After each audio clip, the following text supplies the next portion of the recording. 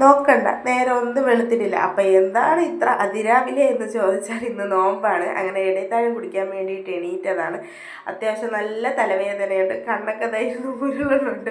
അപ്പോൾ ഓടിപ്പോയി എന്തായാലും കുളിച്ച്, കാരണം ഇനിയിപ്പോൾ എനിക്ക് കുളിച്ച തലവേദന മാറും. അപ്പോൾ ഇനി ഇത് കുളിക്കാണ്ട് അങ്ങനെ ഇരുന്ന് കഴിഞ്ഞാൽ തലവേദന കൂടണമെങ്കിലോ എന്ന് വെച്ച് രാവിലെ പോയി കുളിച്ച് 3 മണിക്ക്, വലിയ തണുപ്പൊന്നും ഇല്ലായിരുന്നു. കുളിച്ച് കയറി വന്നപ്പോഴത്തേക്കും ഉമ്മ പുട്ടുണ്ടാക്കി വെച്ചിട്ടുണ്ടായിരുന്നു. നമ്മൾ ഈ നോമ്പിനൊക്കെ ഇടയത്താഴത്തിന് ബെസ്റ്റ് പുട്ടാണ്. കഴിക്കുമ്പോൾ ബുദ്ധിമുട്ടുണ്ടായിരിക്കും, പക്ഷേ നല്ല ഇതാണ്. പിന്നീട് നമുക്ക് വിശപ്പ് ക്ഷീണം അതങ്ങനെ എന്ത് സംഭവം തോന്നത്തില്ല. അപ്പം പുട്ടും പഴവും കഴിച്ചപ്പോൾ കുറേ നാളിന് ശേഷം കഴിക്കണതില്ലേ ഇടയത്താഴമായിട്ട്. അപ്പം വലുതായിട്ട് അങ്ങോട്ട് ഇറങ്ങിയില്ല, എന്നാലും അഡ്ജസ്റ്റ് ചെയ്ത് പാതി കഴിച്ചു.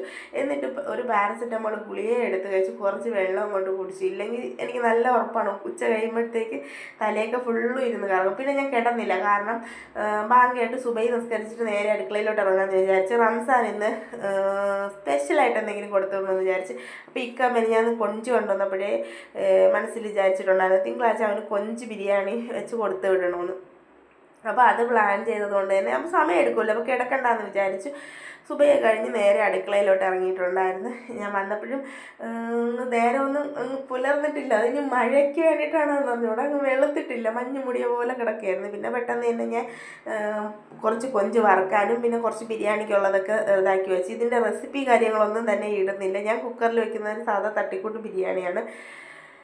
ഞാൻ കുക്കറിൽ പെട്ടെന്ന് വയ്ക്കുന്നതെല്ലാം ഇങ്ങനെ തന്നെയാണ്, ഒരേ ലെവലിൽ. മുമ്പൊരിക്കൽ ഞാൻ ചിക്കൻ ബിരിയാണി വെച്ച വീഡിയോ ഇട്ടിട്ടുണ്ട്. അപ്പം പ്രത്യേകിച്ച് ഞാൻ റെസിപ്പി ഒന്നും കാണിക്കുന്നില്ല. അരിയൊക്കെ ഇട്ടു, വെള്ളമൊക്കെ ഒഴിച്ച് ഉപ്പിട്ട് എല്ലാം ചെയ്ത് കുക്കറിൽ ബിരിയാണിക്ക് വേണ്ട സംഭവങ്ങളെല്ലാം ചെയ്ത് കുക്കർ അടച്ചു വെച്ചിട്ട് നേരെ ഞാനടുത്ത് ചെമ്മീൻ ഫ്രൈ ചെയ്യാൻ വേണ്ടിയിട്ടാണ് ഇട്ടത്. അറിയാം എണ്ണ ചൂടായിട്ടില്ല എന്നറിയാം, സാധനം അവിടെ നിന്ന് ആയിക്കോളുമല്ലോ. അങ്ങനെ ഞാൻ സമയം പെട്ടെന്നായിട്ടുണ്ടായിരുന്നു. ഇത് നമ്മളിങ്ങനെ ഈ ബിരിയാണി കാര്യങ്ങളൊക്കെ വയ്ക്കുമ്പോൾ ഒരുപാട് സമയം എടുക്കും. അപ്പം കുക്കർ ഇത് വെച്ചിട്ട് പിന്നെ കുക്കർ ഓഫ് ചെയ്ത് ഇത് തണുത്ത ശേഷം തുറന്നപ്പോഴത്തേക്കും നല്ല അടിപൊളിയായിട്ടുണ്ടായിരുന്നു. പിന്നെ അതേ അവന് ലഞ്ചും സ്നാക്സൊക്കെ എടുത്ത് വെച്ചിട്ടുണ്ടായിരുന്നു. ലഞ്ചിന് ബിരിയാണിയും ഒരു മുട്ടയും പിന്നെ തൈരും ചെമ്മീൻ ഫ്രൈയും ഒക്കെയാണ് ലഞ്ചിന് കൊടുത്തു വിട്ടത്. സ്നാക്സിന് കൊടുത്തു വിട്ടത് നമ്മളിവിടെ പഴം പഴുത്തിരിപ്പുണ്ടായിരുന്നേ.